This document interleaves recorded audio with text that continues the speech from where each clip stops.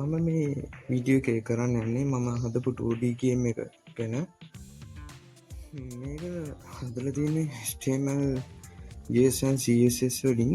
මේ කරන්න තියෙන්නේ මේ උඩ තියෙන ටයිම් එක තප්පර 30ක් ඇතුළත මේ නයිට් ගිහිල්ලා සොම්බිව ඇටැක් කරලා එයාව ඩෙඩ් කරන්න ඕන.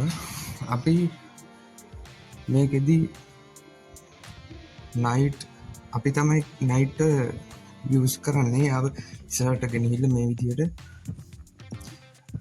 මම කෝඩ් කරලා තියෙන්නේ ඩොට් 7කින් ගේම් එක වින් කරන විදිහට.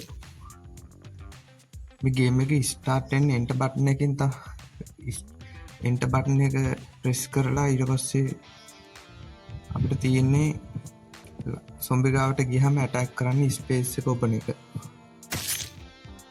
දැන් අපි බලමු සොම්බි ගාවට ගිහිල්ලා තප්පර 30 ඉවර වුණාම මේ විදිහට අපිට මෙසේජ් එකක් එනවා ගේම් ඕවර් කියලා.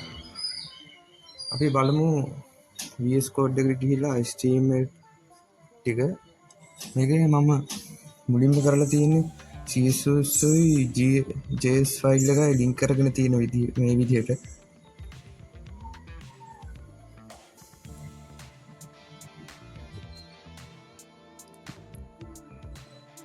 මෙහෙම මම ඉමේජ් ටික ඇඩ් කරගත්ත නයික්ගේ සොම්බිගේ.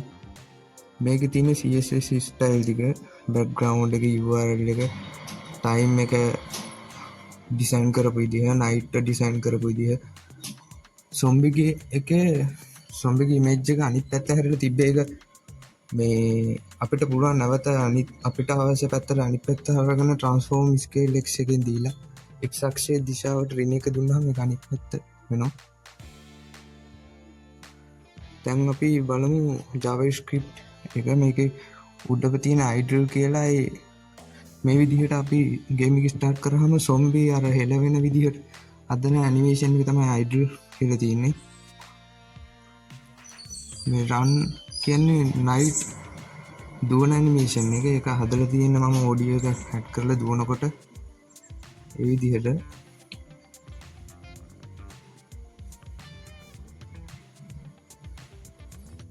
මේකේ දුවන එක නතර වෙච්ච ගමන් ඇටැක් එකක් වදින විදිහට තමයි මම if එක පාවිච්චි කරලා තියෙන කෝඩ් කරලා. මේක ඇටැක් කරන කෝඩ් ටික තමයි මේ තියෙන්නේ. මේකේ ඇටැක් කවුන්ට් එක 7 කියලා මම එතන කෝඩ් කරලා තියෙන ඔය විදිහට තමයි.